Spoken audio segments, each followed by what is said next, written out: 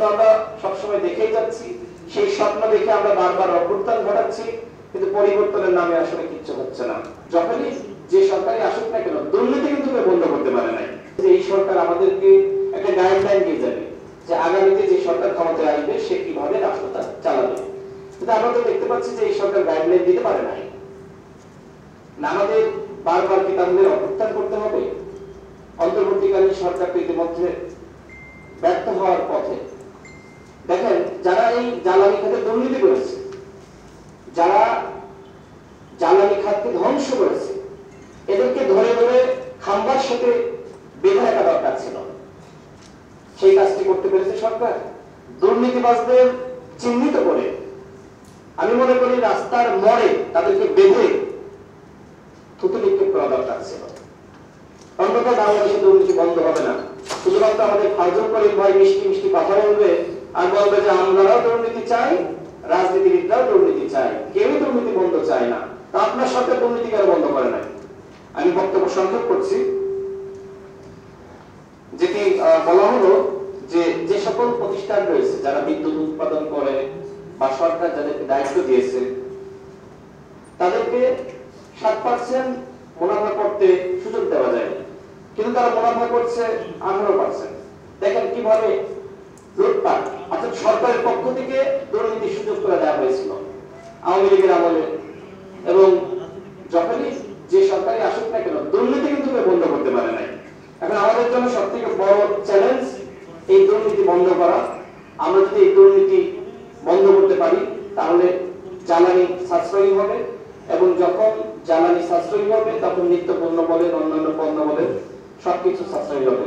আমি সর্বশেষ বলবো, আমরা যত আলোচনায় করি না কেন, বাংলাদেশের জন্য রাজনীতি নির্ধারণ খুবই গুরুত্বপূর্ণ। সামনে নির্বাচন হবে এবং নির্বাচনের আগে মানুষের প্রত্যাশা সংস্কার এবং গণহত্যার বিচার। অর্থাৎ দেশকে যদি আগামীতে আমরা সঠিক পথে পরিচালিত করতে চাই তাহলে নির্বাচনটা গুরুত্বপূর্ণ, এবং একই সাথে নির্বাচনের আগে ঐক্যমতের ভিত্তিতে সংস্কার গুরুত্বপূর্ণ। আমরা যদি তরুণরা যে স্বপ্ন দেখে তারা এখানে দুর্নীতি নিয়ে, অন্যায় নিয়ে বা বিদ্যুৎ খাতের যে অনিয়ম হয়েছে সেগুলো আমাদের সামনে উত্থাপন করেছে, এই অনিয়মগুলো যদি আমরা বন্ধ করতে চাই তাহলে আমাদের সবাইকে নিজেদেরকে আগে পরিবর্তন করতে হবে, নিজেদেরকে সংস্কার করতে হবে। নিজেদেরকে যদি আমরা সংস্কার না করতে পারি তাহলে এদেশের কখনোই পরিবর্তন হবে না। আসলে আমরা সবাই এই দুর্নীতির বিরুদ্ধে আমরা নিজেদেরকে সোচ্চার করি। দুর্নীতি বন্ধ করতে পারলে অনেক কিছু সমাধান হয়ে যাবে, আর দুর্নীতি যদি আমরা বন্ধ করতে না পারি তাহলে কোনো কিছু সমাধান হবে না। সরকারের উপরে আমরা অনেক আস্থা রেখেছিলাম যে সরকার হয়তো এইবার দেশটা পরিবর্তন করবে, আমাদের জন্য আমাদের যে প্রত্যাশা সেটা পূরণ করবে, কিন্তু আসলে সরকার পারেনি। এই ব্যর্থতা আমাদেরকেও নিতে হবে। আমরা শুধুমাত্র সরকারের কাছে আমাদের প্রত্যাশা জানিয়ে এসেছি। আমরা যখন সরকারের সমালোচনা করতাম, কর্মী পাশে বসে আছে, তখন কিন্তু অনেকে আমাদের সমালোচনা শুরু করেছে। তা আমরা ওই শুরুতে যে কথাগুলো বলা শুরু করেছি যে সরকার এই ভুলগুলো করছে, দেখেন সরকার কিন্তু দিন শেষে শুধুমাত্র অন্যরা, আমরা হয়তো কয়েকজন সমালোচনা করেছি, সবাই মিলে যদি আমরা সরকারকে স্বচ্ছতা এবং জবাবদিহিতার আওতায় রাখতে পারতাম তাহলে এই সরকারের মাধ্যমে অনেক পরিবর্তনটা আমরা করতে পারতাম। কিন্তু পরিবর্তনের স্বপ্ন আমরা সবসময় দেখেই যাচ্ছি, সেই স্বপ্ন দেখে আমরা বারবার অভ্যুত্থান ঘটাচ্ছি, কিন্তু পরিবর্তনের নামে আসলে কিচ্ছু হচ্ছে না।